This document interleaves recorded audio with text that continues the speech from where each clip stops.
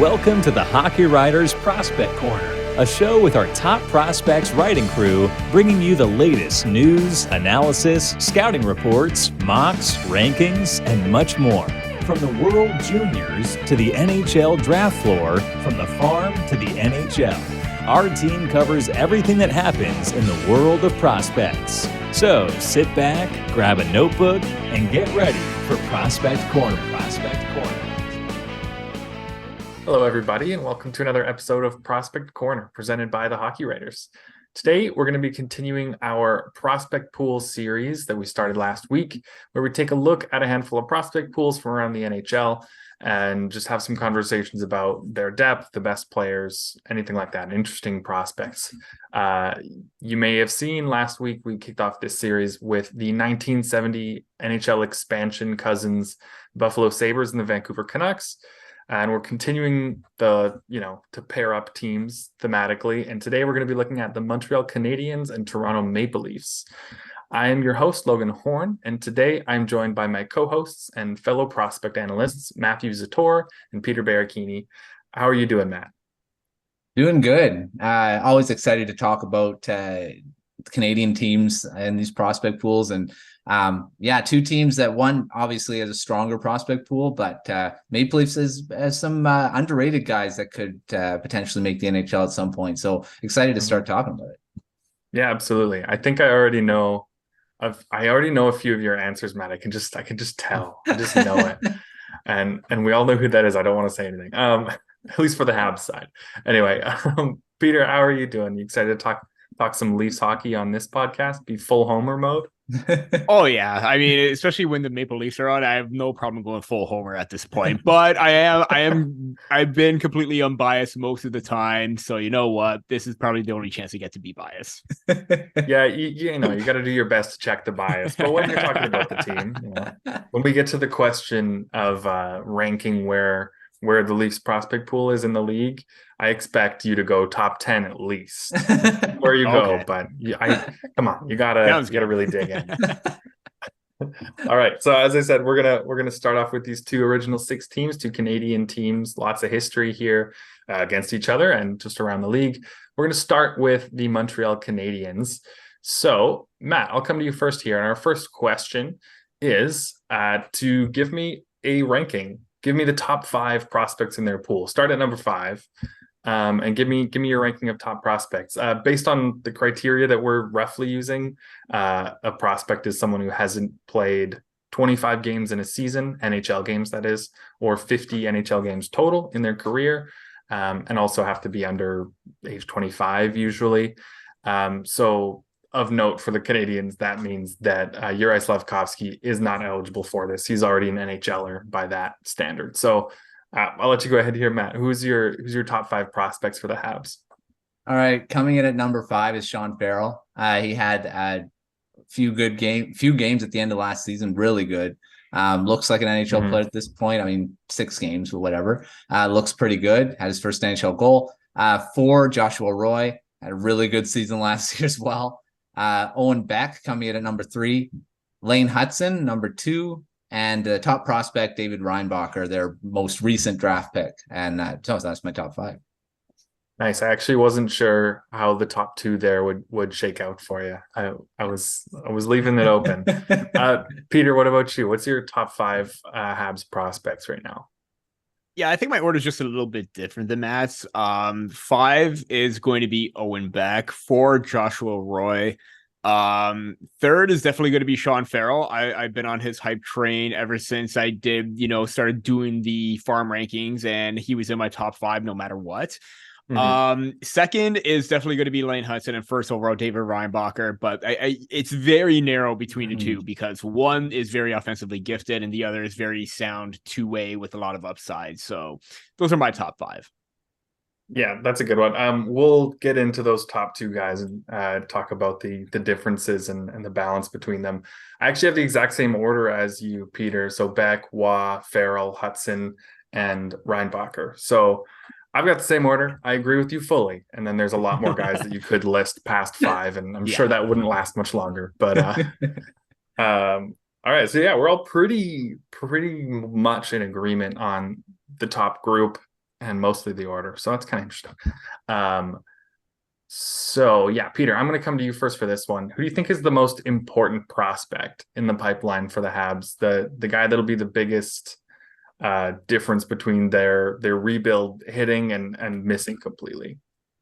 I mean, you don't want to go recency bias, but I think it's got to be David Reinbacher, mainly because they drafted him that high because of the experience that he has and how well he's developed at, the top Swiss level, how he's adapted every single level that he's played at. He looked really good at the World Juniors, looked even better playing amongst men in the Swiss League.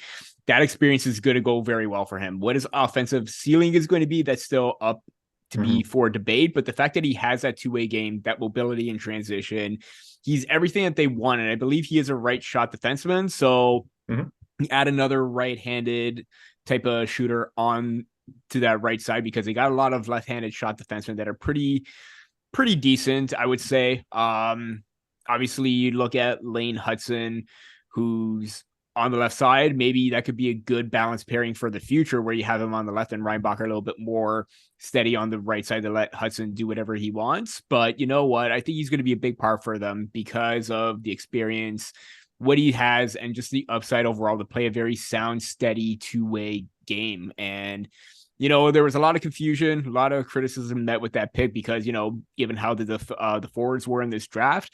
But you know what? We were talking about how Reinbacher could go as high as, maybe even cracking the top 5. So even though we had him like either outside or inside the top 10, the Habs took a big swing on him, and he's definitely going to be a big part of their future because of what they see in him.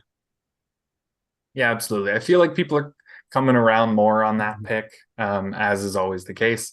But, big defensemen go quickly, especially when they skate as well as Reinbacher, and they defend as well as him at a pro level as a teenager. So it's hard to disagree with him being the most important, but there's some other guys that we could try to make a case for. Matt, I'll throw it to you first. You can repeat it. I'm not saying you have to try something, but who do you think is the most important prospect for the Canadiens in their pipeline?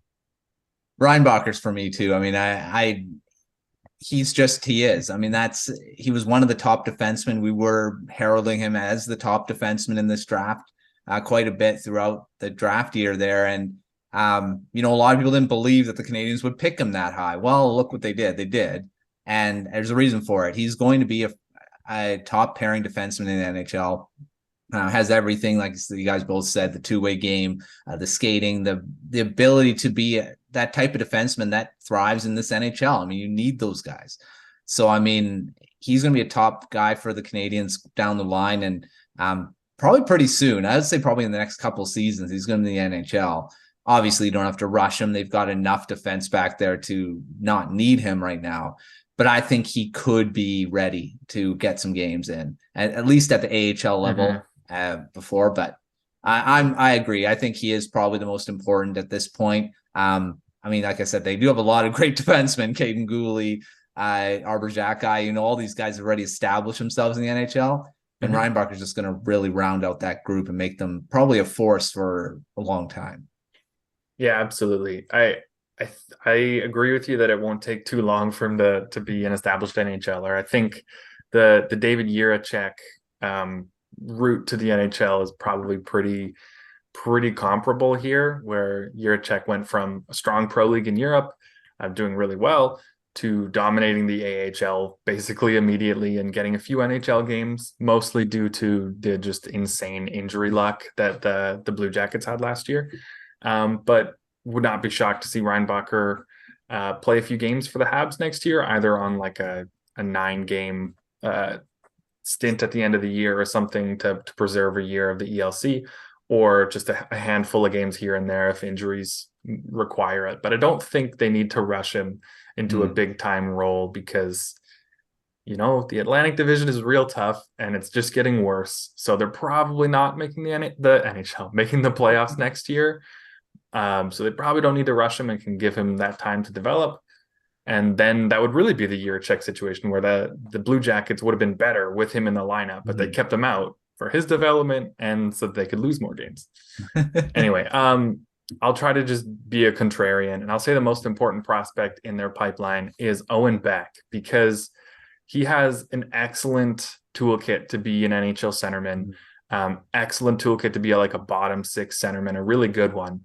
But if he can really pop offensively when he gets to the pro game and actually be like a serviceable, like legit NHL second line center or a great third line center, then that would be a massive win. That depth will be very helpful for them. So I think that would be huge for them. It's hard to argue Reinbacher isn't the most important, but I think Beck is up there. Matt, I'll come to you again here. Who is your favorite prospect with the Habs? Who do you like to watch the most? Lane Hutson. He's been my guy since that draft year. I believe I did write his prospect profile. Obviously, I did. Oh, yeah. He's just so exciting to watch, and again, very surprised that he was drafted so low. I think everyone's kind of wondering that right now as well. I mean, he should have been drafted in the first round, but yeah, I mean, he's so exciting to watch. Definitely my favorite prospect with the Canadiens. I mean, there are a few others, like I really like Owen Beck's game as well. Josh Roy and Sean Farrell. I mean, all these guys I really like watching, but overall, Lane Hutson's my guy. He's my favorite to watch, exciting prospect. Yeah, and he's going to be once he makes the NHL as well. Yeah, I mean, that's a good pick there. Very few prospects in the world are as fun to watch as Lane Hutson, I think is probably a fair thing to say. Depends on what you like in hockey, but if you like skill and offense and scoring, and you like watching a little guy just dart around the ice and avoid everyone on the other team, then Lane Hutson's for you. Check him out. Peter, what about you? Who's your favorite prospect in the Habs pool right now? I was leaning towards Sean Farrell, but I have too much love for him. So I'm going to pick Owen Beck. And for the same reasons that Matt picked or wrote Lane Hutson's draft profile, I wrote Owen Beck's draft profile for 2022. And I am a huge fan of Owen Beck. I thought that was a great pickup in the second round early on for the Canadiens. And, you know, just watching him, the energy and the pace that he plays with, but also having that high end speed, the skill, the awareness. He's definitely has the makings of, like, you know, a middle six kind of center, with the upside being second line. But when he comes in, they're probably going to ease him in, getting those third line minutes. But he can play in any situation, power play, penalty kill. He's going to be very reliable in any situation. And I think that, you know, the short stint that he had with Team Canada at the World Juniors, I was a big proponent or a big fan of the call-up for him, because he looked really good when they called upon him or when he was on the ice. Obviously, only 1 assist in 3 games, but you know what? He was still effective no matter what. He still provides the competitive nature, the energy, the in-your-face ability to get it on the forecheck, and really great speed and edge work. I think that's going to be very key for him going forward as well. Can't say enough good things about Owen Beck, because obviously playing with the Steelheads and then went over on that, you know, OHL run with the Petes. It did really great things for him. 16 points in the playoffs. I think that he's got a very, very bright future ahead of him. Yeah, absolutely. I'm a big Owen Beck fan as well. I'll throw out someone else, and that's Joshua Waugh. I think just opened a lot of people's eyes at the World Juniors with his play on that top line with Logan Stankoven and Connor Bedard. He was kind of just the connector. Like, he just made it all work together. They all worked really hard, but no one worked as hard as Waugh. And his ability to protect the puck is really impressive. Win puck battles along the boards, win 50-50 races when no one has the puck. All really impressive, really hardworking. He's going to endear himself to NHL fans really quick once he makes it. And he scores a lot of goals, which doesn't hurt. I remember one in particular at the World Juniors against the USA, I believe. Yeah, Luke Hughes had the puck in the neutral zone, and the USA had an empty net, and Waugh just was going the opposite direction and just stole the puck and kept going, and then just scored on the empty net. It's beautiful. It's what he does. He works hard. He steals pucks. I don't know that he's going to be a top 6 winger at any point, or center for that matter. But I think he could be an important part of a good NHL team. and fans are going to love him. I love him personally. So I'm going to actually go off script a little. I want to ask you guys something about Reinbacher and Hutson. Those are, I think for each of us, those were their top two prospects in that order, Reinbacher and then Hutson. A really strange combo because Reinbacher is this big, I think he's 6'2", two-way guy, but mainly went so high in the draft because he was so excellent defensively in a pro league at 18, which you don't see usually from defensemen. And Lane Hutson is an incredible offensive talent. Truly like breaking records in college hockey set by like Adam Fox, Cale Makar, Quinn Hughes. Like he's got numbers in that area towards the top of that group, which is insane to think about. However, his defensive game is lacking, let's say. It's not excellent. He's very smart, skates very well, which always gives him a little bit of a shot, but he is quite small. So these are the two top prospects that we all agree on for the Canadiens. Why did you pick Reinbacher first? Why is it the certainty of him being an NHL style player maybe, or is it just the questions of if Hudson's offense will translate because he's on the small side? Like Matt, what are your thoughts on the balance between these two prospects that are almost on like polar opposites basically stylistically? Yeah, I think why I rank him first is because of he's going to be more of a well-rounded defenseman. He's going to be a guy that he's going to eat minutes. He's going to be on the penalty kill, the power play, like a Drew Doughty type defenseman where you can rely on him anywhere. And while Lane Hutson may be like, he could also be a Quinn Hughes and develop that defensive game differently, like you've said, Logan, in the past, where he defends by having the puck. I mean, that's just how he defends. And that's, I think, how Hutson could be.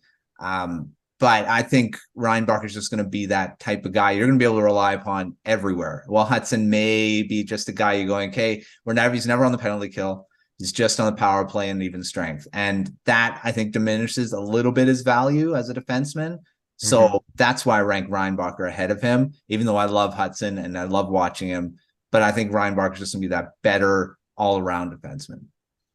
Yeah, I get that a lot. I'm curious, Peter, your thoughts on that too. Reinbacher versus Hutson. Why do you have Reinbacher higher? What do you see as the difference maker there?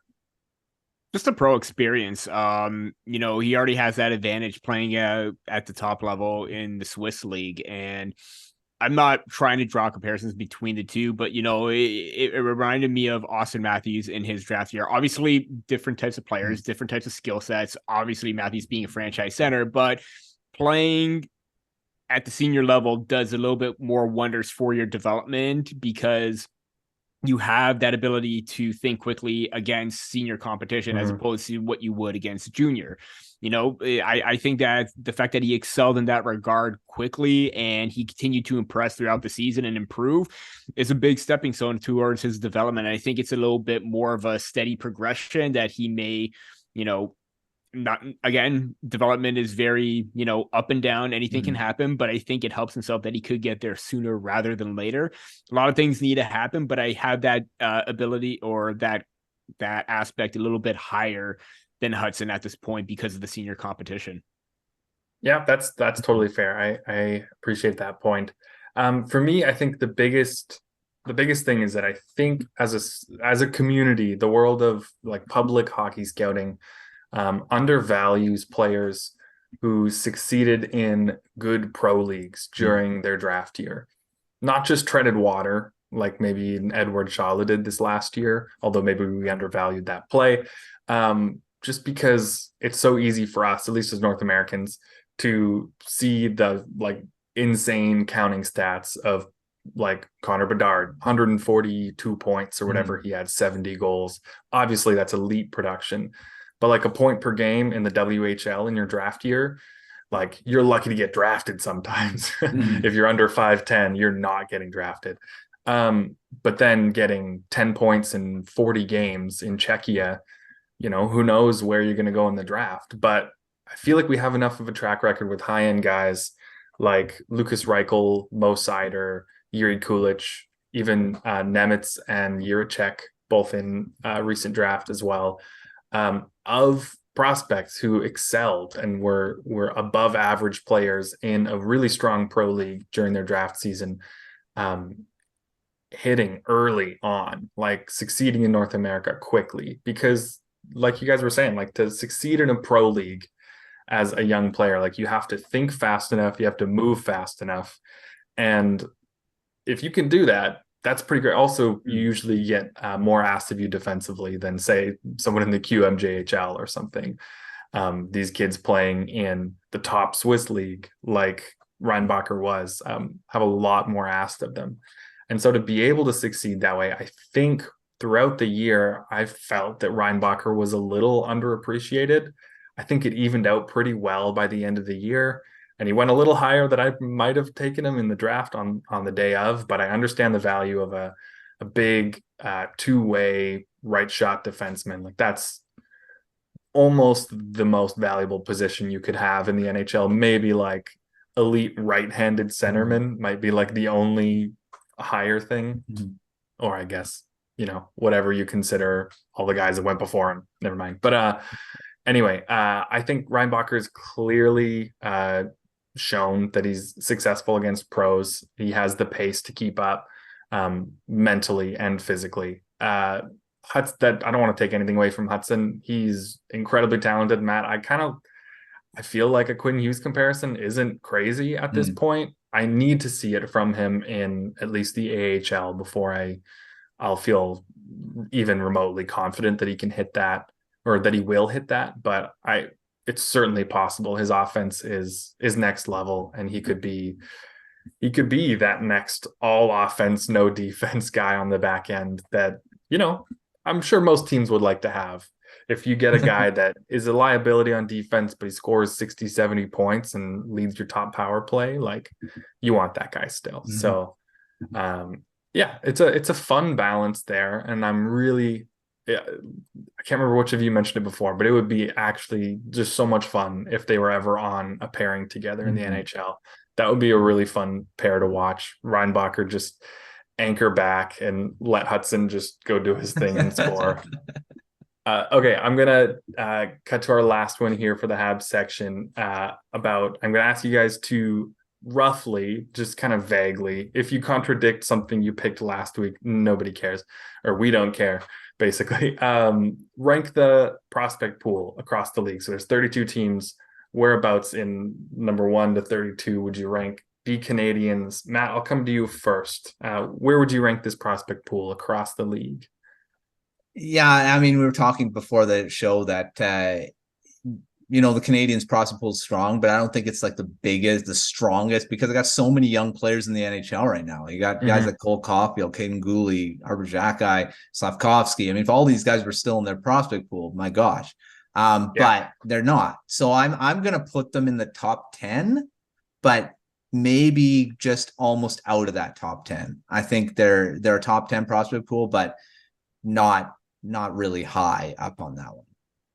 Yeah, that's fair. Like they had a lot more depth 12 months ago, maybe, but they still have like Philip Méchard, Jacob Fowler is a goalie they drafted this year, one of the first taken. Really great season in the USHL last year. We'll see how that goes. But I agree with you. They've kind of fallen a bit only because their great players are in the NHL now, which is more important, genuinely. I got to agree with you, Matt. I'd say top 10, but if their top 10 is just barely, like I'm going to give them 10th. I'll go with that for now. Peter, what are your thoughts here? Close this out. Where would you rank this prospect pool across the league? Yeah, I would have them in between the 10 to 12 range. Like, Sure. Still very good. Obviously, Reinbacher and Hutson are your top 2 guys, but most of that just seems kind of like the filler roles, like the middle 6, bottom 6 type roles that you would have, or even like third line pairings that you would have from them that are still decent names. But, still a lot of question marks as well as to like projectability, because I know that there was highly touted, Matthias Norlinder, who was one name that was like very highly touted, but he still hasn't quite made that transition. And he's starting to be on that tier where players that are starting to surpass him in regards of like positions in their depth chart. So I still think it's really good. I don't think it's, elite level to maybe just be in there, but I think with the addition of Reinbacher and Hutson, I think it's just a reason why it's just teetering on that edge. Yeah, absolutely. I think 10th might not sound that great to Habs fans if you're listening to this, but if you look at like, I don't know, New Jersey maybe above Columbus Blue Jackets, Anaheim, Buffalo, Minnesota, like these prospect pools are truly elite. And there are quite a few, like there's a lot of parity in the NHL right now. There's a big middle class and then a few elite teams and a few horrible teams. That doesn't exist in the prospect world. It's like there's like 10 incredible prospect pools and then like 15 horrible ones. Yeah. We'll get to a few here, but I promise you now, we're not going to look at the Bruins or the Islanders because that'll just make us sad. Yeah. I think the one exception might be the Dallas Stars, where they're a playoff team and their top tier talent haven't even cracked in there. I think they would probably be still top 5 as well, considering they're a playoff team. Yeah, that's fair. Like, to be a team seriously competing in the playoffs with a high-end prospect pool, that's a feat. That's a success for sure. All right. We are going to take a quick break here, but we'll be right back after a quick word from the Hockey Writers. Interested in writing for the Hockey Writers? If you have experience writing about hockey, are passionate about the sport, and are looking to take your writing to the next level, the Hockey Writers could be the place for you. Here at THW, you will have the opportunity to hone your craft at one of the world's largest and most respected hockey publishers. You will have control over what you write, be able to seek out media credentials, and be supported by a large network of writers and editors. Plus, you'll get paid for doing it. If you're interested and want to know more about team openings and requirements, please visit the Write for THW page on the Hockey Writers website. A link to that page is also listed in the description. All right, so we're going to hop back into our prospect pool series with the Toronto Maple Leafs. But first off, I want to I almost said pass the mic. It's not really how it works, but pass the mic off to Peter, just to say a quick word about the passing of Rodion Amirov. Where do I begin? I mean, it was probably it came as a shock to everybody. I mean, there's no doubt about that. Whether you're a Maple Leaf fan, prospect fan, or just hockey fan in general, it hits a hockey world hard because this was a highly touted prospect that, had the future ahead of him. And when the diagnosis happened, it was tough. It was tough then and it's tough now. But you look at the way that he looked at or saw life when he was battling through the whole tumor. He was very lively. He was extremely positive. You saw the updates about him trying to make the way back, get on the ice and everything like that. But unfortunately, it did not work out. And you hate to see this happen with a young player. Because I remember when the Maple Leafs drafted him, that I believe you wrote his draft profile. I had him as a potential top 5 pick for the Maple Leafs. They took him 15th. I wrote his breaking news piece and I was a big fan of it then. And I'm still a fan of it now. I know there are a lot of people that are going to be complaining about it and blaming Kyle Dubas. And if you are, just don't even bother. Don't even bother. You're not worth the time. He was a highly touted prospect for a reason. He was skilled. He was creative. He was smart. And we would get updates about his condition like periodically, but I think there was one tweet circulating about how Kyle Dubas got a call from where he was on a call with Milstein and doctors and saying he's got to go back to his home country. That alone is gut wrenching. And it was Rachel Dory that quoted the tweet and said, "This is beyond heartbreaking." And it truly is. Obviously we would have liked to have seen him in the NHL because I know that he would have been a very successful player, but I'm just going to remember for what he was. He was extremely dedicated, hardworking, and very positive. I think that's the one thing we're going to take from that. And it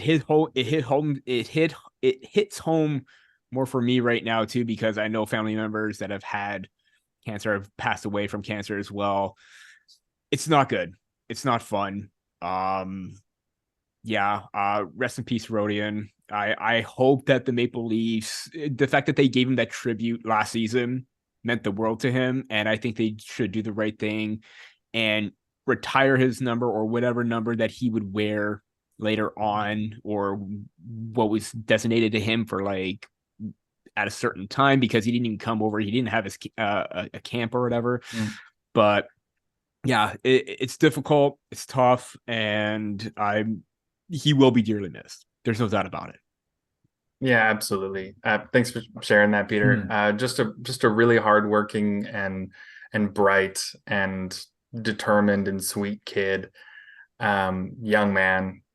Just horrible to see him go through this for so long and for it to not end up well. So all of our best wishes and our love to his friends and family, everyone who's been close to him. And yeah, I agree, Peter. I really hope the Leafs find some way to honor his memory going forward. And I think that's probably pretty likely at this point. Yeah.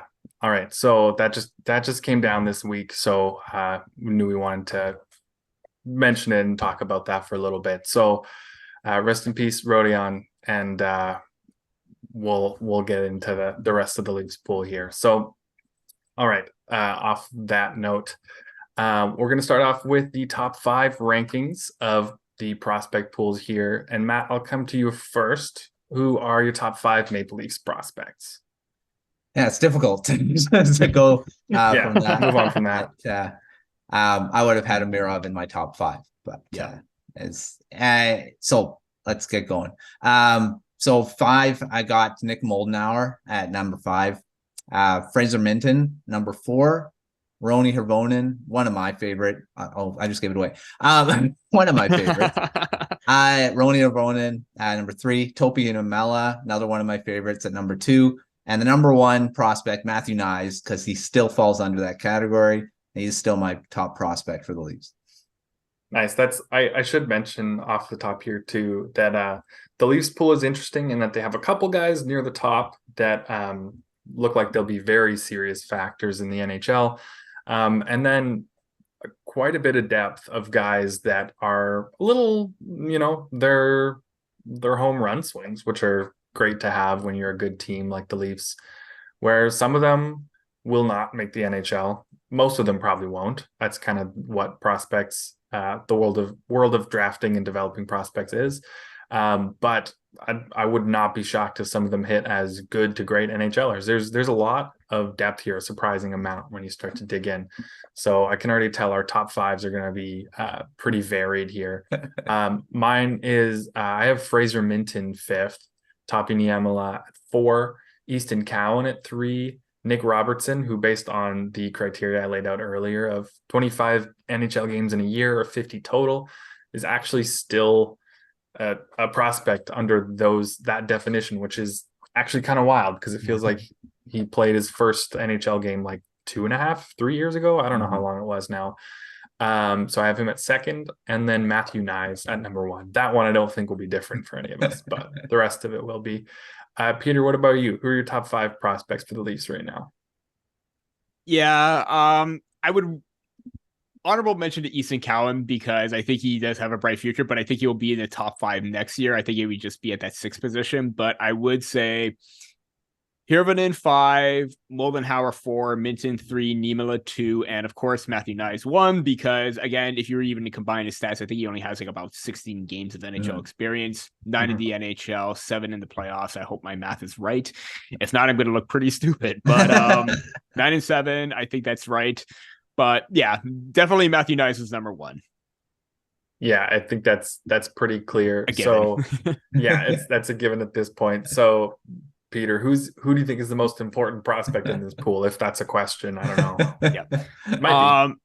Yeah, okay, so I'm going back. Matthew Knies only played 3 games, so yeah, my math is terribly off and wrong. So it's 3 games in the regular season, 7 in the playoffs. So I'm going to correct myself right now and say 10 games. So yeah. Obviously it is nice, mainly because of the fact that not just because of his upside, but the fact that the Maple Leafs have been looking for a potential fit in the left wing spot in the top six for so long, because of the fact that they've had a rotation in and out with Zach Hyman leaving, pricing himself out of Toronto, but then you brought in Michael Bunting. You had Alex Kerfoot, who wasn't really a top six, and he was moving up and down the lineup between line 1, 2, 3, 3, 2, 1, what combination you want to have right there. And he just didn't quite gel with the pace of the way that, or the upside that Tavares or Nylander would have. Like it seemed like he was not quite a great fit. But in the short sample that we've seen with Nyes, he can be that factor on the forecheck. Like he has the strength to dig for loose pucks, get out of the corners quickly, attack the net, and spot teammates very quickly. We saw that very much in bunches during the playoffs, how he was a factor or on the ice for a key game-winning goal. So he assisted on Tavares' game-winning goal where he was able to get good body positioning, chip the puck out to Tavares, and Tavares just gets it in for the game winner. We saw that fantastic move in tight on Bobrovsky with the hands that he has for his first career playoff / NHL goal. Obviously not regular season, but kind of like Nick Robertson in that sense, where he got it. Yeah. He scored his first playoff goal. Nyes did as well. He's definitely got the upside. He's got the shot, the power, the smarts, the physicality as well to hold his own. Now, whether he's going to surpass Tyler Bertuzzi for the left wing spot on the top line remains to be seen, but Nyes does have that experience with Matthews and Marner previously. So he's going to be a fixture in the top six, and he's definitely very important to them. Yeah, absolutely. It feels like with the core four top forwards for the Leafs, you just once you have those guys, which they do currently, you just need two wingers, and you just need two guys that can complement those other guys. And Nyes is really good at playing that role. He did that really well in college with Logan Cooley, especially this last year, just filling in the gaps, doing whatever is needed. So it feels like he's got a top six spot, at least, after he gets a few more games, pretty well locked up for the time being. Oh man, Matt, did I already ask you this question? The what? The important prospect in the pipeline. No, you haven't. No, I didn't ask you yet. No, you jumped to me right away. Yeah. Yeah. Just threw myself off. It's all good. Matt, what are your thoughts here? Who do you think's the most important in their pipeline? Matthew Nyes. So I mean, it would have been the same anyway. For the same reasons that Peter just said. He was amazing in the playoffs, and that's that's high pressure, high intensity for a team that obviously has a lot of pressure on them to win in the playoffs. And Matthew Nyes stepped up and was really good. So I'm playing with elite players. I've said this in the past, that's a skill in itself to be able to play with those types of players and be good and be a factor with them, not just play with them. I think he could be a really good top six guy for the Leafs this season. Who knows if he'll beat out some of the wingers that are being talked about to be in that top six, but even if he isn't, he's going to be a really good third line winger. So, I mean, if that's the case, I think the Leafs are really deep to be able to have Nyes on the third line. So, I mean, I think he is definitely the best and the most, obviously the best, and I've ranked him 1 and the most important. And he won't be on this list next time we do it. That's for sure. Because I think he's playing the full season in Toronto. So yeah, absolutely. I think also on his importance, I think I'm not going to make any assumptions, but I think it's fair to assume that there's a chance that someone doesn't stick around in Toronto. Someone has to be dealt or something like that to make room for the future, unless the cap is actually going to go up a lot next year. We've heard it like every year. Oh, next year it'll go up next year. And it feels more likely next year that it's going to go up significantly, but I'll believe it when I see it. At this point, you've done me wrong too many times. NHL, CBA, whatever, all that stuff. So there's a chance they have to move someone, and in that case, I mean, I wouldn't be upset to have Matthew Nyes in my top six, and obviously they'll get something in return, likely some future, but some current assets as well. So I think he's really important for that, because if he really hits, like he either shows a ton of chemistry with one of Matthews or Marner, or with Tavares or Nylander, and they're just really excited about the chemistry there in the group, then it might make them more comfortable to move on from someone. I'm not saying that will happen, but I think that could be a piece of his value going forward as well, is making them feel comfortable making those big changes, making the bigger risk, because he makes it a little bit of a safer option. Anyway, we'll see about that. There's a lot of time left and a lot of money available. Okay, let's see. I want to ask you guys who you think is the most underrated prospect. Honestly, if you just take Matthew Nyes out, you could pick pretty much anyone and say they're underrated, because I feel like not a lot of prospects in the Leafs pool get talked about a lot aside from Matthew Nyes.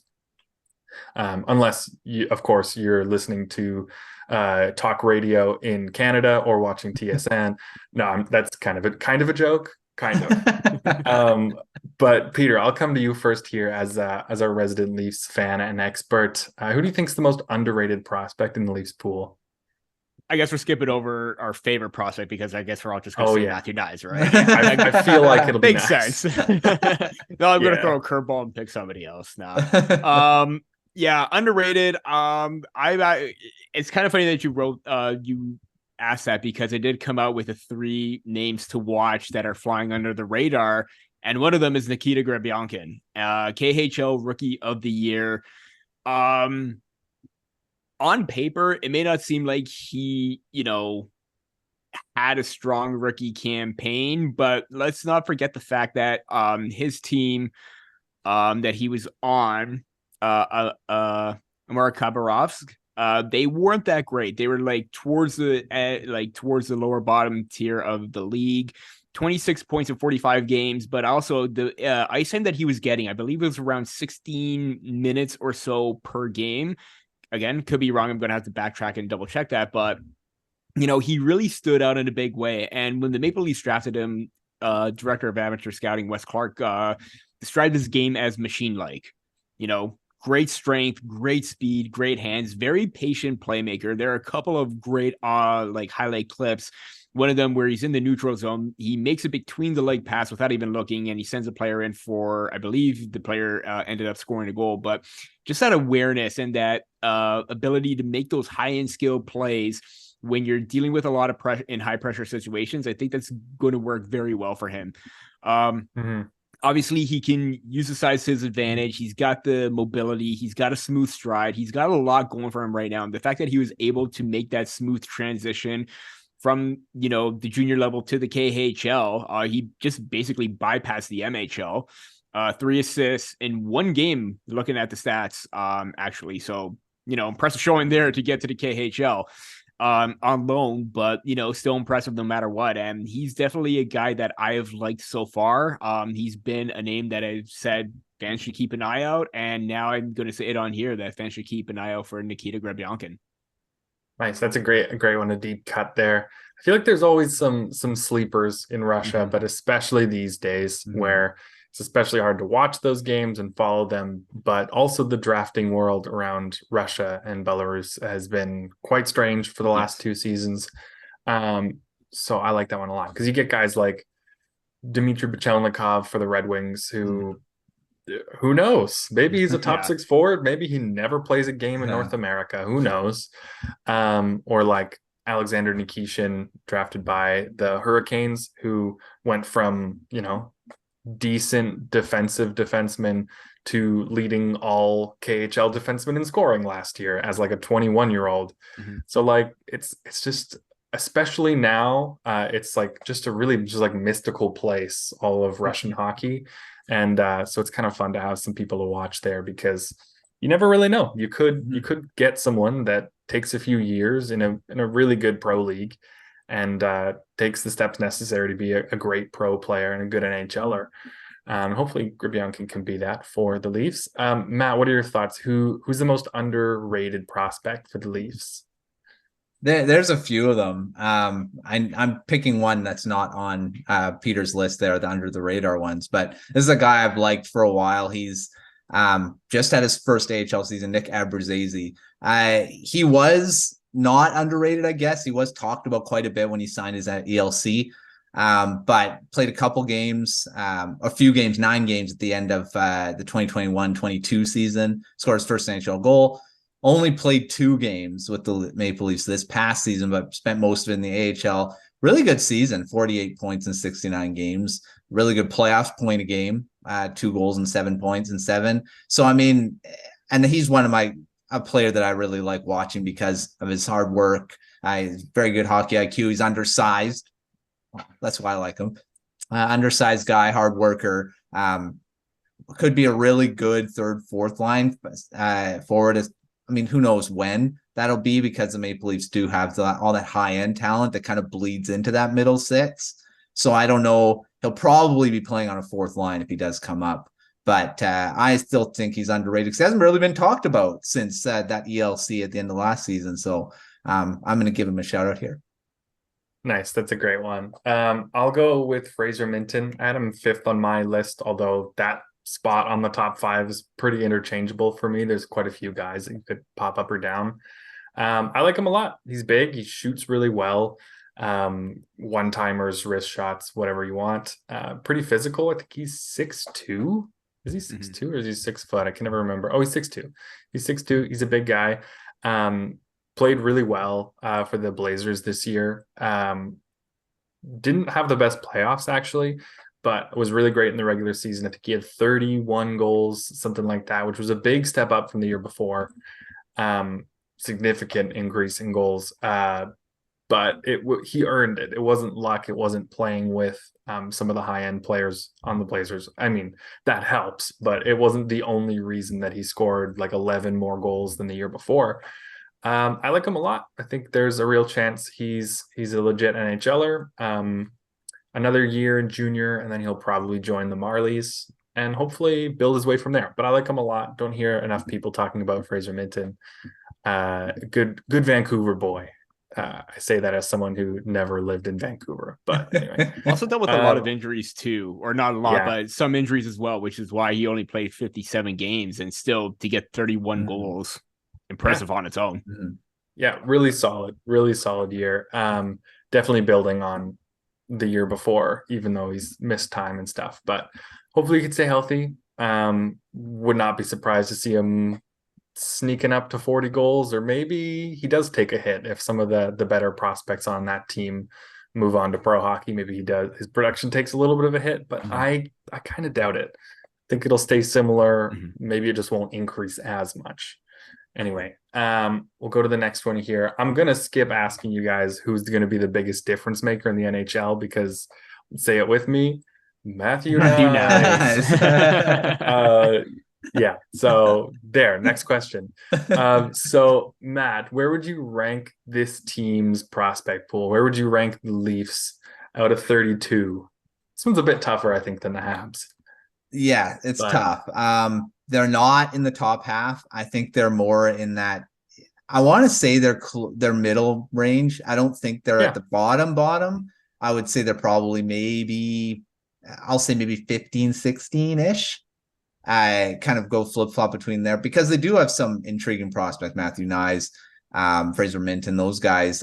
And some depth guys, like you mentioned, Nikita Drabyankin, because he could potentially be someone that be an impact player. So lots of interesting players in this pool, and I think they're more that mid. I think they'll drop once Matthew Knies graduates, unfortunately. Fair. But yeah, unless Easton Cowan just pops off this season and then kind of replaces him, and then they may stay the same. But I'm gonna say 16 just to put a number on it. Yeah, that's fair. I think they're certainly above like the Avalanche, Bruins, Islanders, Vegas. They're certainly like a cut above that kind of group that's super depleted, but they're not too much higher. Peter, what are your thoughts? Where would you rank the Leafs prospect pool?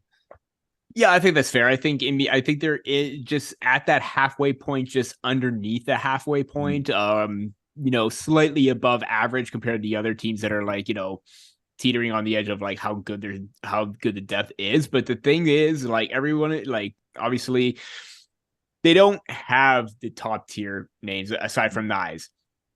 Still, like Niemela came over, Hirvonen came over. Great. They've had good success overseas. Now you want to see what they can do in North America. Minton has a lot of upside. Moldenhauer, Cowan has upside. but still a little bit of uncertainty there because you want to see the results. You want to see them develop properly. I think that in between that, 17 to 20 range. I think that's fair. I've previously, when I did the farm ranking systems, I probably had them in that 14 to 16. I think they're just a little bit lower this time around, but still good quality for what they have. Obviously a little bit different from Montreal because they have some top tier names. Toronto has like a lot of depth more middle six than just one or two or three guys. So I think that in that range, I think that's going to be fair for them. Yeah, I think I'd put them at 20 or maybe slightly lower, but definitely not low end in the NHL. About average is probably fair, which is a success in itself for a team that's been this competitive during the regular season the last 5-6 years now. It's been at least, and for trading away picks too. Yeah, moving lots of picks. It's a pretty good spot to be, honestly. I'm sure they're pleased, but they'd like to be better. But better than it could have been. There's a lot of teams below you still. All right, so we're gonna wrap up the show now the way we always like to do with our prospects of the week. So Matt, I'll come to you first. Who is your prospect of the week this week? I'm going to pick a guy I was going to pick for the underrated for the Canadian section, but so I'll put him here. Oliver Kapanen. He's a guy that's maybe not as talked about with the Canadiens prospect pool because of how strong it is, but they drafted this guy, I believe, in the second round. Second round in 2021. And he had a really good World Juniors, captain Team Finland, and was one of their top players. He's going to be that really good two-way center. I think can maybe fall into the middle of the lineup, probably where Owen Beck is going to play. So he's going to have to beat out someone. But I think he could definitely be a really good middle six, top 9-ish center in the NHL. I think also be that good character guy in the dressing room. He was captain of the team. Anytime you're a captain, you have that leadership ability. So I think Kapanen could actually be a really good prospect for the Canadiens in the future. So just want to shout him out because I think he hasn't really been talked about too much, especially because there's so many other good prospects that the Canadiens have, not just guys that have graduated, but especially from around that 2021 draft, right? So I think Kapanen's ended up being really good though. Nice. That's a great one there. Myself, I'm going to go with Jonathan Lekkerimaki. We've talked about him a ton, about how rough the last 2 years have been for him and how tough last year was for the most part. And then about his turnaround after he seemed to get healthy and kind of build his confidence back up, and he tore it up in the playoffs in the Allsvenskan, point a game. Looked like the player that the Canucks took 15th overall, just looked excellent. And he's now in the SHL this year. He signed up to the top league in Sweden. And in his first preseason game, he already scored a goal. So, I mean, that's a positive start. Looked good out there. Lots of scoring chances, lots of shots on net through traffic and stuff. So if he can keep that up, this could be a really good year for him, a bit of a revenge tour maybe.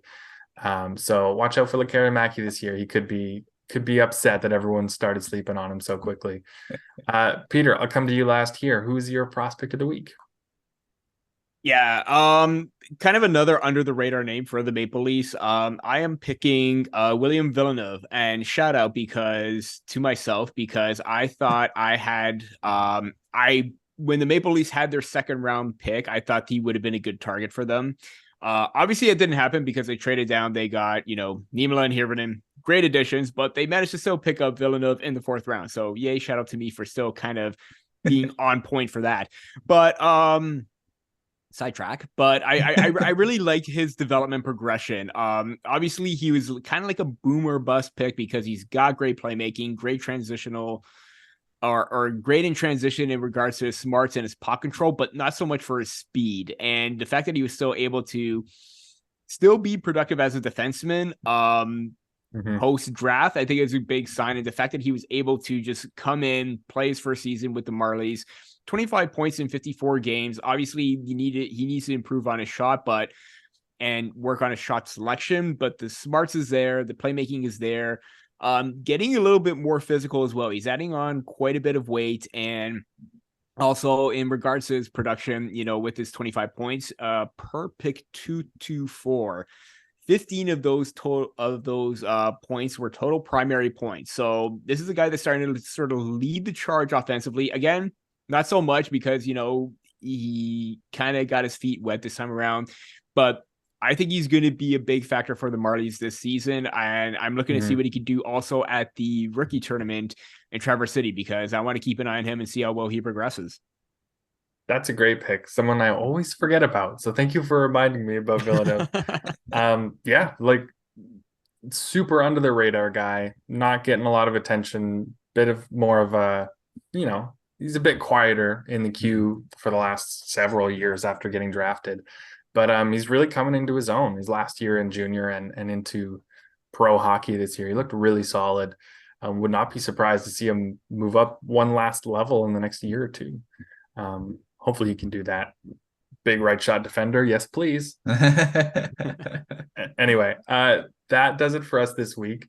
Thank you all for tuning in to another episode of Prospect Corner.